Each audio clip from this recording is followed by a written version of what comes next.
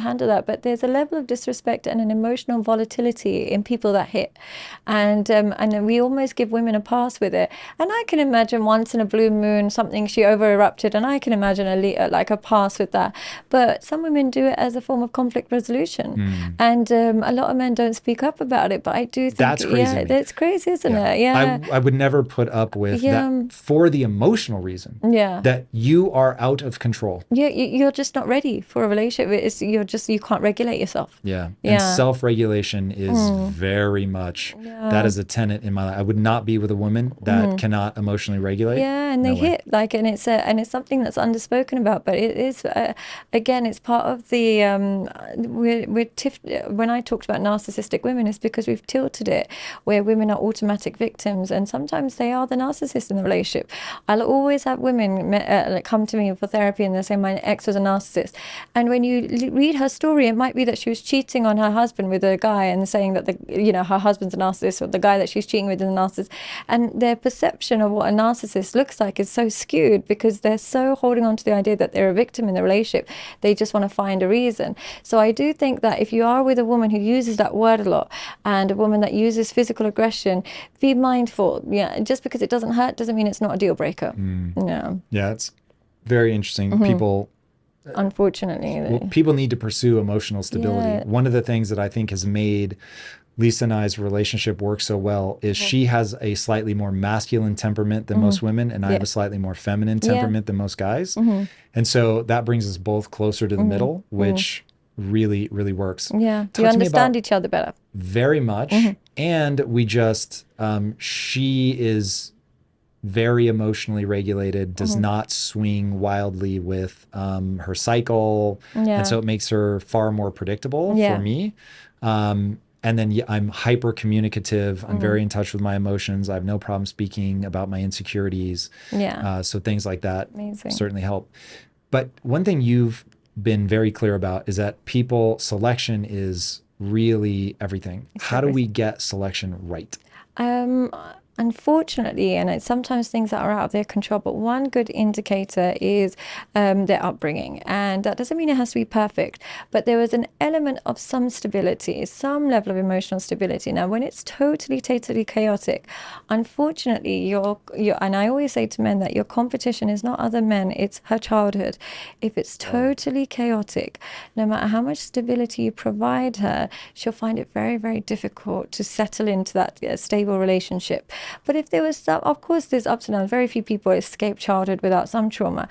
But if it was on the whole, she understood that love existed and, connection was always there, what will happen is she'll appreciate those things about you. But when it's so chaotic, unfortunately, there's so much work to undo. And if she hasn't started it, you can't finish it. So I recommend that looking for somebody with some level of emotional regulation is really important.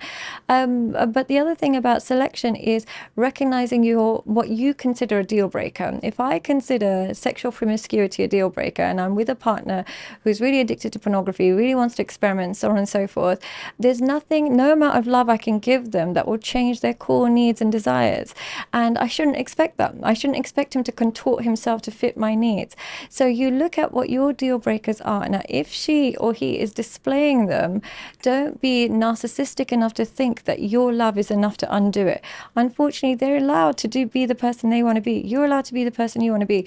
But almost watching all the red flags and going for it anyway is masochism. You're going to end up, micromanaging. You're going to end up like holding them by the throat, getting them to behave, when really they should be allowed to be the person that they showed you they were from the beginning.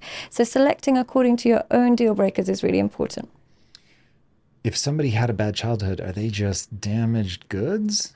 No, they're definitely not damaged goods. But one thing I would say is we underestimate the impact, particularly about the person that comes from a damaged childhood. They seem to think that it's fine, it's not. But if they recognize that they have areas to work on and they have abandonment wounds, they are easy to be with. But if there's somebody who's in denial about that and genuinely believe that you're the cause of their emotional pain, unfortunately, no matter what you do, that emotional pain, that wound that predates you is always going to be inflamed, and they're always going to blame and expect you to soothe them. So it's always good to be with somebody who, even if they've got a damaged childhood, recognizes that damage, that then you're onto a healthy relationship. How do you advise people to identify and deal with their insecurities? Recognize that, are you having a disproportionate reaction to the event? If, for example, my partner hasn't replied to my message and I'm starting to get really panicked and really angry and really hostile, I'm having a disproportionate reaction. So that's an insight into there's an insecurity there. I'm making assumptions and I'm causing myself emotional pain. So how you recognize it is your disproportionate reaction, and then how you cope with it is either soothing yourself or communicating with your partner and letting them know that you're having a disproportionate reaction and allowing them to soothe you. But just simply reacting to your emotions and then expecting and causing more chaos is only going to exacerbate your existing insecurities, unfortunately. And that's why having a healthy partner is so important, because they recognize that you have these issues and they offer you soothing. But having an avoidant partner will see that your insecurities as a you problem and then just not want anything to do with your issues. And then you end up just driving yourself insane. So it's very difficult.